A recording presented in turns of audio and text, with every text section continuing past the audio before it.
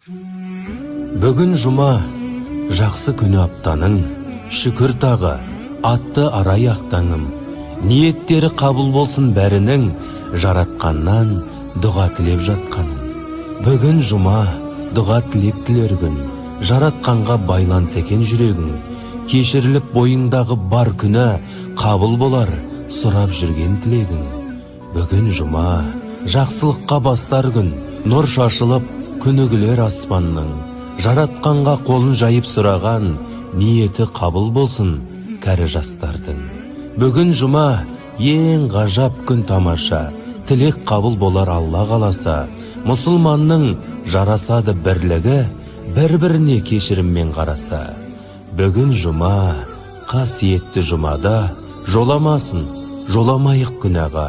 Бәріміздің аман болып басымыз жетейікші.